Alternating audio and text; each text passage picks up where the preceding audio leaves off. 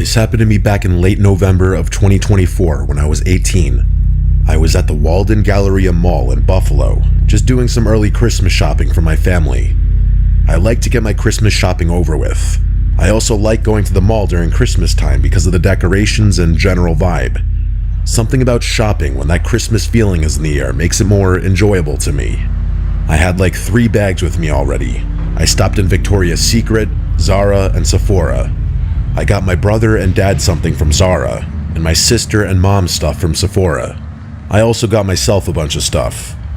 I'd already been in the mall for hours, and I wanted to just sit and collect myself. I sat on one of the benches not far from the tall tree that the mall puts up every year. There were still people in the mall, but it was closing soon, so there were less and less with each passing minute. A man came and sat down next to me. He cracked a joke at first, which I laughed at. He seemed like this innocent older guy, like 62 or something. He reminded me, honestly, of a skinny Santa Claus, ironically. We talked for a couple of minutes. The things he said that mainly stuck out to me were him talking about how he'd been coming to this mall since it opened, and how he was scared it was going to shut down. He said I looked like his daughter, and then showed me a picture of her on his phone. I didn't see a resemblance at all, to be honest. In fact, the girl looked absolutely nothing like me, or him for that matter. It was also a picture of a girl who looked like she was 18. He looked like he could have been her grandfather, honestly. Eventually, I felt it was time to leave, so I slightly awkwardly got up and said goodbye and walked away.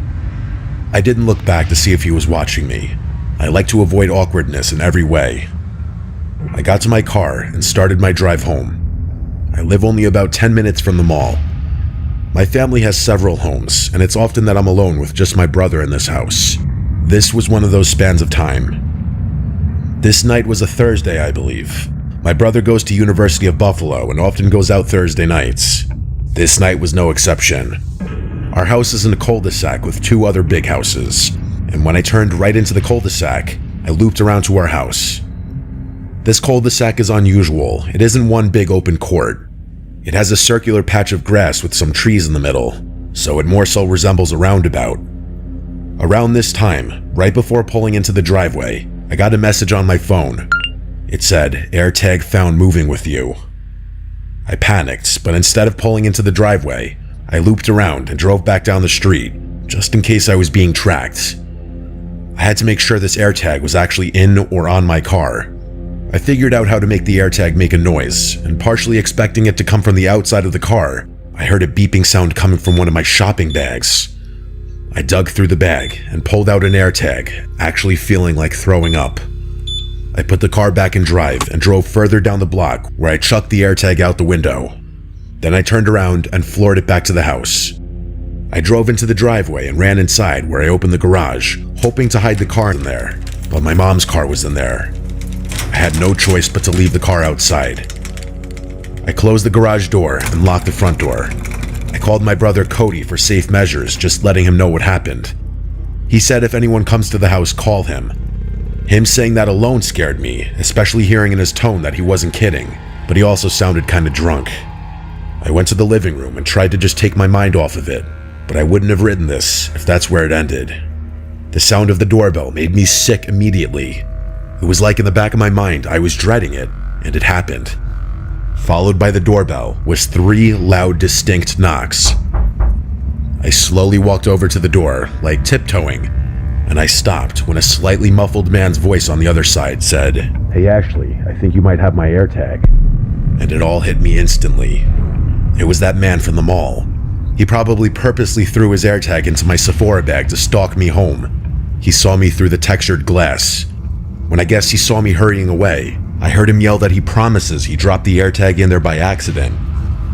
I didn't listen to a word he said.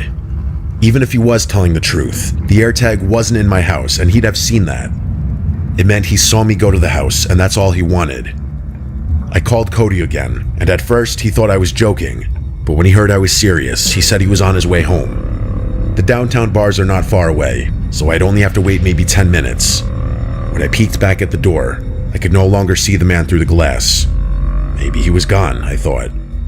I went to the living room and turned on the TV to drown out the silence.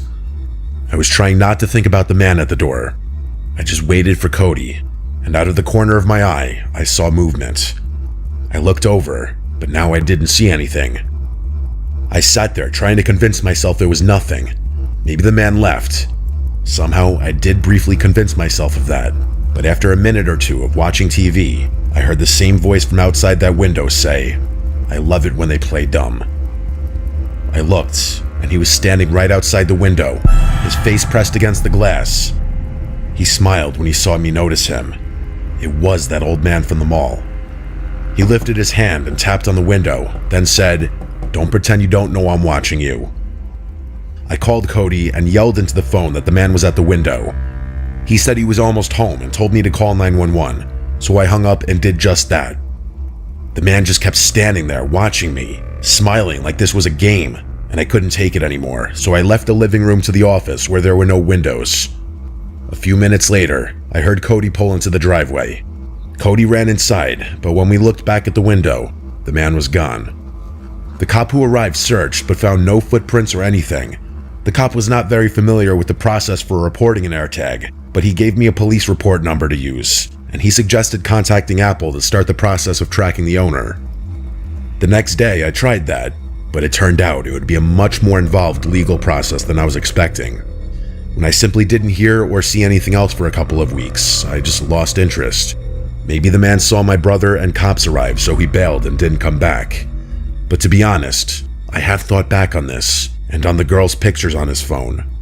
And I hope to God that wasn't another girl who he potentially kidnapped or worse. I truly hope that was just a random girl's picture he took off social media or something.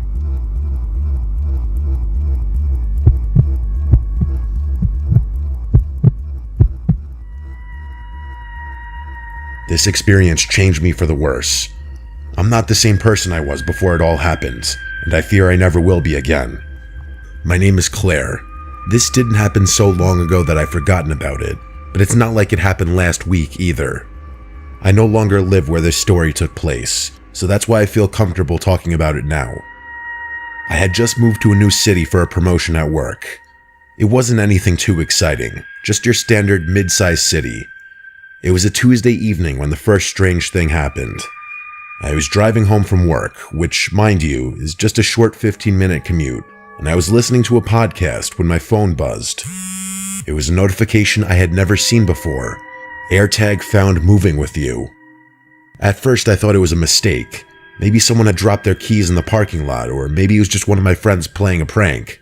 But as soon as I opened the notification, I was horrified. The app said the AirTag had been moving with me for over an hour.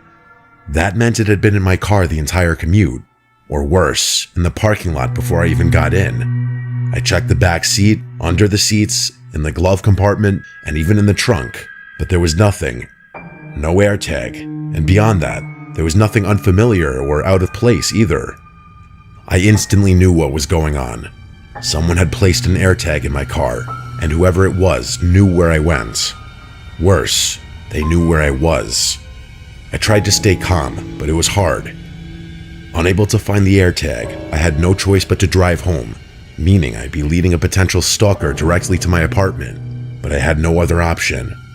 Once I got home, I checked my car again, this time more thoroughly. I still couldn't find it though, despite my phone insisting it was there. The logical part of me wanted to call the police, but I hesitated. What could they do? There was no device to show them, and even if there was no direct evidence of who had placed it. I calmed myself down with some reassuring facts.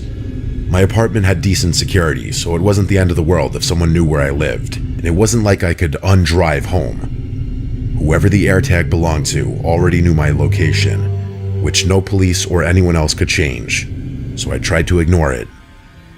The next morning, I drove to work as usual. The notification popped up again when I got to work, but I ignored it. Despite my efforts, I didn't get much done that day. I couldn't stop thinking about the stupid AirTag. When I got home that evening, I decided I had to find the thing. I spent probably an hour going through my car checking every possible hiding spot, even though I had already checked most of them the day before. Right when I was about to give up again, I ran my hand along the crack where the back seat meets the back and my fingers hit something solid. I already knew what it was. I took the thing inside, trying to ignore how violently my hands were shaking. I ended up just taking the battery out of it because I didn't know what else to do. I didn't want to destroy it because it could have been used as evidence, but I didn't like the thought of it still being active. The thought that someone had been watching my every move for days, maybe weeks, made me feel exposed in a way that I had never felt before. That night, while I was trying to sleep, I kept thinking about who could have planted that thing in the first place. There were a fair share of guys in my life, ex-boyfriends, friends of friends, flings, but no one who would have done something so messed up.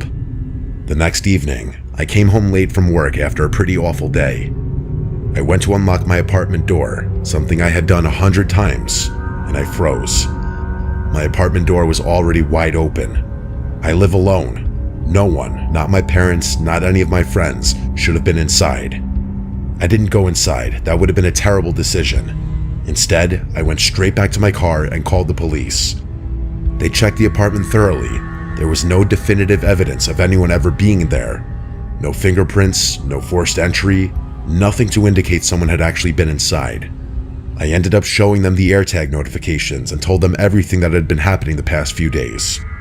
The police kept asking me if I had a history of being stalked or if I knew anyone who would do such a thing, but I didn't. The whole thing was such a nightmare. Things did die down slightly after that. My stalker had probably gotten wind of the police visit, but I ended up moving out anyway. Luckily, I don't think that person followed or tracked me to my new place, but it still gets at me that someone in my life stalked and broke into my apartment. The worst part though, the thing that makes this all so scary, is that I still have no idea how they broke into my apartment in the first place. The door wasn't damaged or broken into. It was simply unlocked with a key that no one else should have had.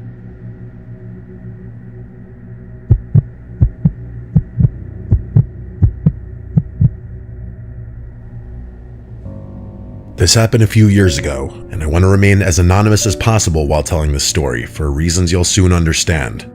I'm from an upper middle class suburb, but that's as much information as I'm comfortable giving. The nightmare I'm about to tell you about took place over several months and led to a slew of legal issues that, at times, made me genuinely question whether my life was going to be ruined. In other words, it wasn't just stressful and scary, but truly overwhelming on a level that's difficult to capture. I don't mean that as a joke or a figure of speech. There were days where I spent hours staring at the ceiling while considering some very dark things. This all started a couple weeks after I broke up with my first serious girlfriend after college. Let's just call her Devin. I'm not going to get into it. I refuse to do that to myself. But let's just say we did not end on good terms. Despite that, I wasn't too beat up about breaking things off. She was psychotic and I was kind of relieved to let it go. I have this friend named Zenon. Weird name, I know, but his parents have always been very wealthy, eccentric, and completely out of touch with reality. He throws parties pretty frequently at this huge property he inherited from them, which is something I still don't really understand since it's not like they passed away or anything. But that's his world, not mine. I was at one of these parties where I ran into one of my ex's friends, who I'll just call Taylor. Seeing her there wasn't the most surprising thing in the world. Most people in our area know Zenon, and basically everyone went to the same high schools and colleges around here. Plus, most of the people who left for college ended up coming back anyway. What was surprising was how aggressively and obviously she was coming on to me. Taylor had always talked shit about me to Devin while we were dating, so I found her behavior extremely strange. But my skepticism didn't last, and I ultimately gave in after a few more beers. And before you jump to call me stupid, if you knew what Taylor looked like, you wouldn't blame me. The two of us ended up hooking up in one of the upstairs bedrooms.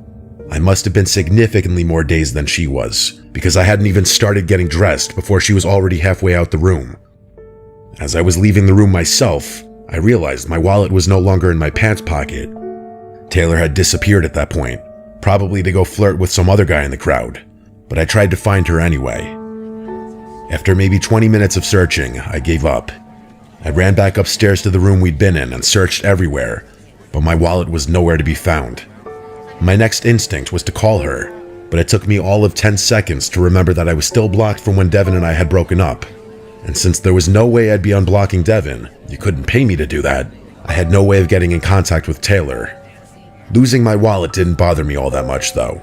It was probably just the alcohol, but I decided to ignore the problem for the rest of the night, enjoy the party, and honestly relish in the fact that I'd gotten one over on my ex by hooking up with her friend. I don't remember much after that. I'm pretty sure one of my buddies ended up driving me home. The second I woke up the next morning, I instantly remembered the AirTag I kept in my wallet for situations exactly like the one from the night before. I pulled up my iPhone and saw that it was active. It was Saturday, meaning I didn't have to work, so I decided to ignore my brutal hangover and track my wallet down.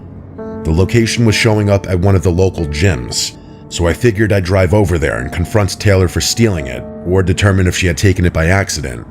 Or hell, if someone else entirely had found it. As soon as I stepped out of my car and started walking toward the gym entrance, the AirTag went offline, which I found strange, borderline impossible timing. The receptionist at the front desk refused to let me look around without a membership, which frustrated me more than it should have. So instead, I walked the perimeter of the building like some kind of weirdo, looking through the glass to see if I could spot Taylor inside. But I didn't see her anywhere. In fact, I didn't see anyone I recognized at all. Not Devin, not any of my friends, not some random person from Zenon's party, no one. The AirTag was still offline, so I had no choice but to just go home and bury my frustrations in whatever work I needed to get done before Monday. All my cards were already canceled at that point, so I couldn't imagine what use someone would have for an empty wallet. I kept checking its location periodically throughout the rest of the day, but it didn't come back online. Not until the next day around noon, when I saw that it was once again online, this time at some random park nearby. So I again rushed to my car and drove out to its location, determined to get to the bottom of what was going on. But the exact same thing happened. As soon as I exited my car, the AirTag went offline. It was like someone was doing it deliberately to mess with me. There were a handful of people in the park, but again, no one I recognized. I was a bit more desperate this time around, so I actually started jogging around the park a little, but to no avail. As I was getting back to my car, I felt this sick feeling start bubbling up. Like I was being watched. Worse, like I was being observed. How could someone disable an AirTag the moment I showed up? They must have been watching me. It was a really uncomfortable thought, but there was nothing I could do about it. Looking back, that was the first time I suspected something sinister might have been going on. After I got home, I did some research and found out that whoever had my wallet was probably removing and replacing the AirTag battery to take it on and offline. It was infuriating to think that someone, probably Taylor, was toying with me like this. I had work the next day, so it wasn't like I could devote much energy to the situation. But for the next few days, the AirTag stayed offline. I decided to give up on the whole thing, refusing to give Taylor the satisfaction of watching me wander around like a lost puppy. But of course, the moment I started getting on with my life, everything hit the fan again. Only what happened next was about 1,000 times worse. I was lying in bed, trying to fall asleep, when the sound of shattering glass jolted me awake. It had been so long, literally years, since I had experienced true terror, but I can only describe it as suffocation. I physically couldn't breathe for about 15 seconds. It felt like someone was choking me. After finally snapping out of my haze, I called 911 and told them what was going on. Then I locked my bedroom door and listened as the person below me started tearing through the place. I wanted to go down there and confront them. I did, I swear. But I didn't have access to a weapon, and I wasn't about to lose my life over some personal belongings. So I waited. But from the sound of it, the intruder was gone long before the police arrived. And they were. The police took my statement, and I gave them a catalog of everything that was missing. My laptop, my monitor, some miscellaneous electronics, and a few other things.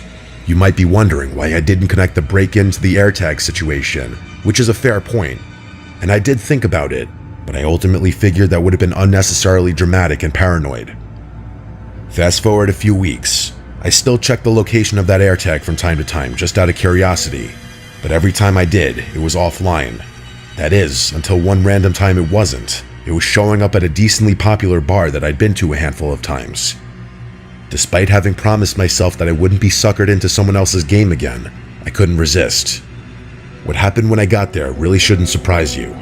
As soon as I was in spitting distance of the bar, this time with a hoodie on trying to be inconspicuous, the AirTag went offline. But this time I couldn't just swallow my rage and frustration. I actually started going up to random people in the line and accusing them of having taken my wallet.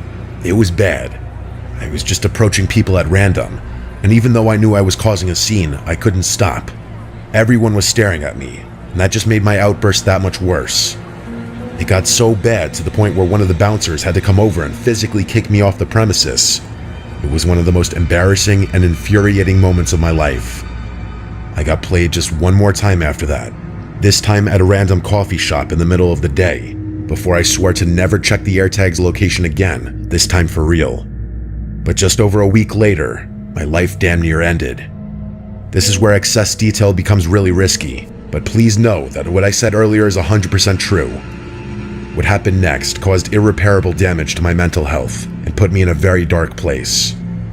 I was getting ready for work one day when there was a knock at my door. It was the police, and they had an arrest warrant with my name on it for suspicion of stalking, along with a search warrant for my house. Specifically, they were looking for a journal that was supposedly hidden in one of my dresser drawers. I had no idea what was going on. I told them there was no journal in my room, but they weren't asking for my permission. That was what the warrant was for. Still, I insisted that there was no journal anywhere in my room, but they found one anyway. I didn't see them find it. I was already in the back of a police car in handcuffs by then. The next few months of my life were an absolute nightmare. Apparently, Devin had been crafting a case against me without my knowledge for over a month. She had produced what seemed like an overwhelming amount of evidence that I'd been stalking her during that entire period of time, even though in reality, I hadn't seen or communicated with her even once. There were pictures of me that she claimed to have taken at the gym, that one park, and the other locations. Locations that I'd been lured to by the AirTag. It was her the whole time. She had text messages that supposedly proved she was at those locations when those photos were taken, even though I knew for a fact that she hadn't been at any of them. But it gets worse. She had a series of text messages that had apparently been sent from my phone to hers over the course of several weeks. Really disturbing, harassing messages, stuff an actual stalker would say, which is basically what I was at that point. In the messages, Devin would plead and beg quote-unquote me to stop contacting her, saying my actions were damaging her mental state.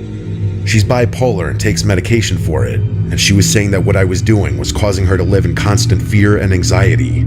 She even claimed that the stress from my harassment made her crash her car, among some other things I don't want to repeat.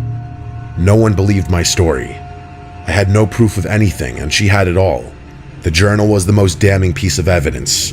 It supposedly contained pages upon pages of me detailing Devin's daily schedule and having these psychotic conversations with myself about all the sick, nasty things I was going to do to her. Reading it made me feel sick, not just because it was so disturbing, but because I didn't write a single bit of it. No lawyer could help me. Her evidence was too overwhelming, and I couldn't prove any of it was fabricated. At one point, I was being advised to plead guilty. Guilty to a slew of crimes I didn't commit and would never think about committing. It was utterly disgusting. It made me feel like a disgusting human being. What ended up saving me was something completely out of my control.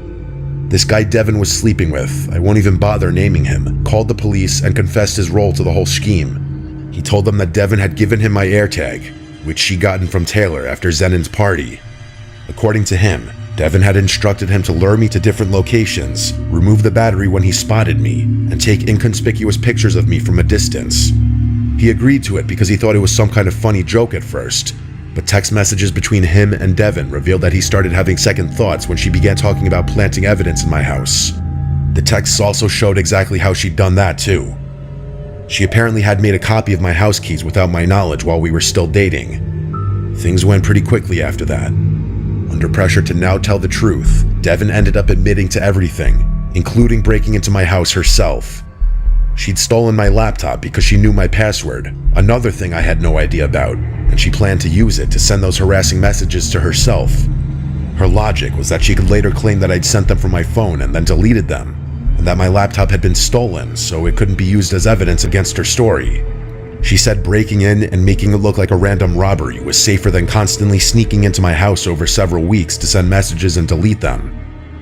Everything was eventually dismissed and justice was served, but I don't think I'll ever recover from what happened. I bet this story is already pretty long, but I could write pages and pages more about it. I haven't even given you the specifics of the aftermath, the way my family and friends alienated me, or even the painful process of keeping my name off the internet. I haven't given you my theories about why my ex would go to those lengths in the first place, or the kinds of stunts she used to pull while we were dating. I don't know if I'll ever feel comfortable dating someone again. That's the worst part of it. The idea that someone could manipulate technology and the legal system to effectively destroy my life and almost get away with it is something that will forever terrify me. If that guy hadn't developed a conscience, my life might actually have been ruined.